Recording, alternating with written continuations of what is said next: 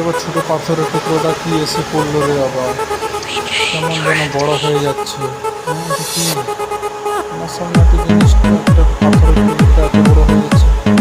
হ্যাঁ এবার আমি দেখে দেবো, হাত দিয়ে যাচ্ছে না, দেখে যাচ্ছে ওটা থেকে বেরিয়ে এলো, এসে আমাকে ধরা করছে। বাবা এ কেমন কেমন শুটিং করেছে রে বাবা, তোমার তো মাথায় হাত।